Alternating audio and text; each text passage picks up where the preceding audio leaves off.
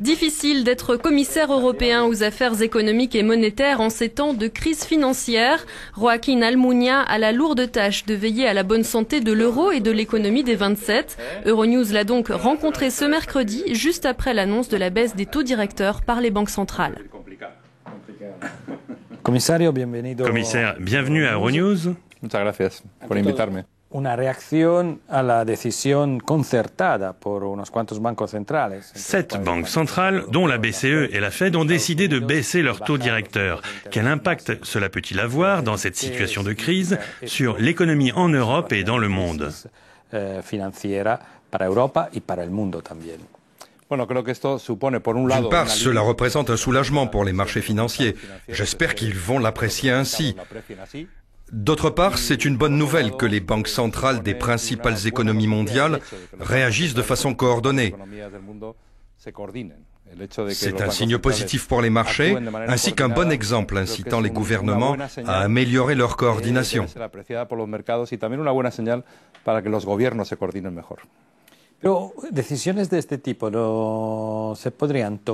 Une décision de ce type, vous ne pensez pas qu'il aurait mieux valu la prendre avant que la crise ne prenne de telles proportions?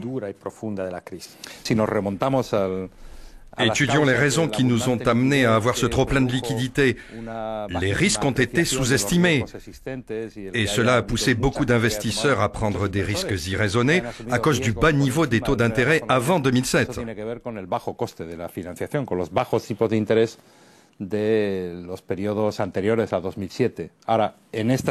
À présent, au point où nous en sommes, cette mesure prise par les banques centrales est censée soulager le marché et alléger les difficultés rencontrées par ces acteurs.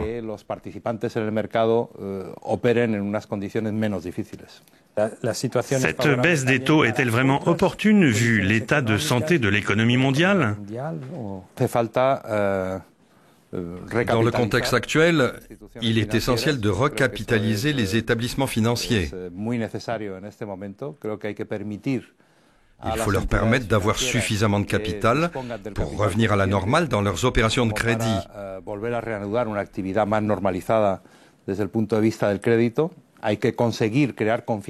Il est aussi primordial de redonner confiance aux établissements bancaires pour qu'ils recommencent à se prêter de l'argent et que le marché interbancaire fonctionne à nouveau.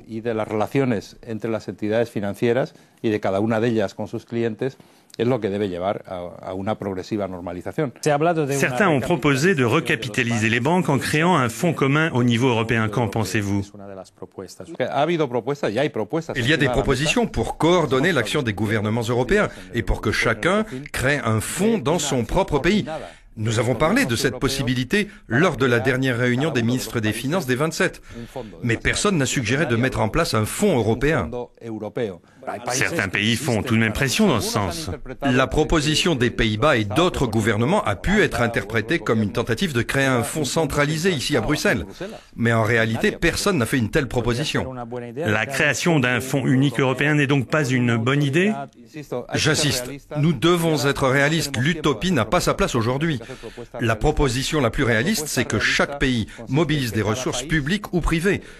Si en plus c'est fait de manière coordonnée, cela aidera à développer la confiance entre les établissements financiers sur les marchés intérieurs, comme au niveau interbancaire. Les citoyens européens ont-ils raison de s'inquiéter pour leur épargne? Quelle est votre analyse de la situation? Personne ne verra s'envoler ses économies. Certains établissements financiers ont des problèmes, mais grâce aux nationalisations partielles ou à la reprise des banques en difficulté par d'autres établissements bancaires, personne n'a perdu son épargne.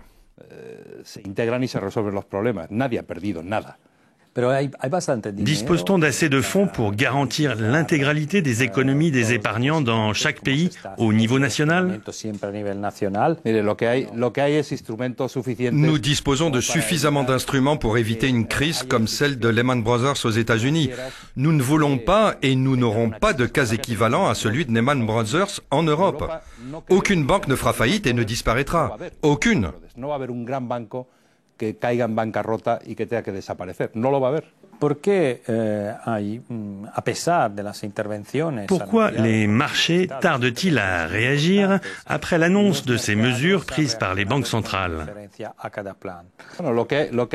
Il y a vraiment un manque de confiance entre les établissements financiers, faute de transparence et de visibilité.